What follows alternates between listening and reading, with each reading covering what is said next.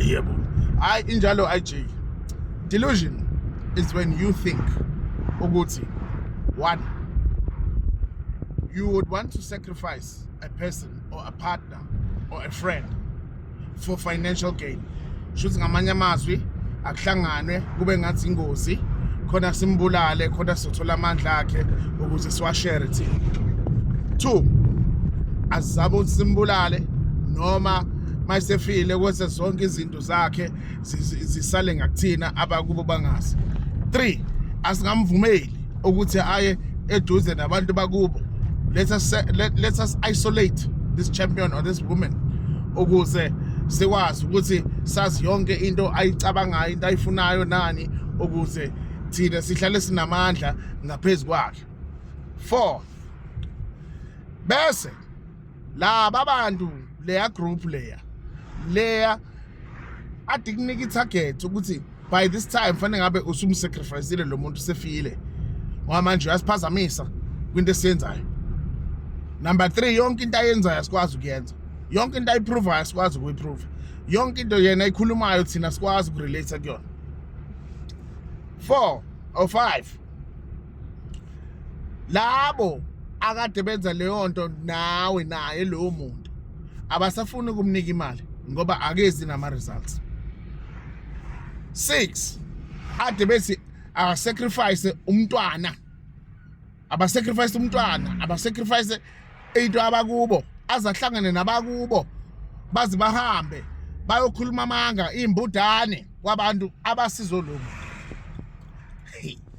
7, the very same bitch or the very same piece of shit ihambe ihlangane nabakubo bakalo bahambe in a mission to tarnish that person's name, bahambe beqamba amanga deliberately.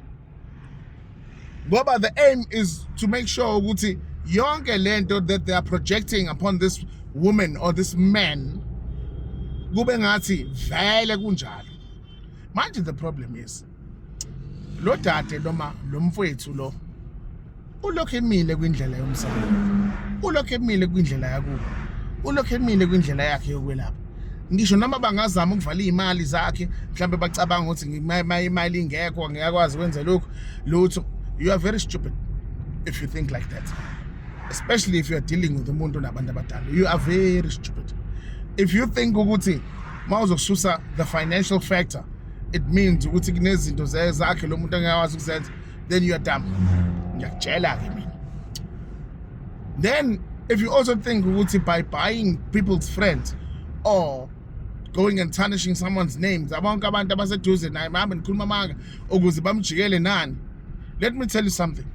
The reason why bonke labo bantu behlupheka, the reason why abanye befile, the reason why abanye begula, the reason why the karmic couple is running away, it's because kunento ekuthiwa umkhwebelisana. And it's the most fucking dangerous thing if, especially uma ukhakha lingaqinile. That is the reason why each and every one of them in the wishes group, they are dying. Each and every one of them have financial problems. Each and every one of them, come on Buffett, doing love spells, death spells. Umuntu akazama ukubuyela kumuntu akwena nani. Mfethu akekho umuntu ozobuyela kuwena uzama ukumbulala. Baba, akekho umuntu ozobuyela kuwena athi uzama ukuthi umdestroy asale ngenalutho. Akekho umuntu ozobuyela kuwena. Ngisho noma uthi awusahlangene noma wakho, ngisho noma usahlangene nomfweni, ngisho noma usahlangene nalabo bantu, akekho umuntu oyobuyela eGolgotha. Stop being stupid. Get a life. Continue with your life. It's fucked up already. Fuck you too.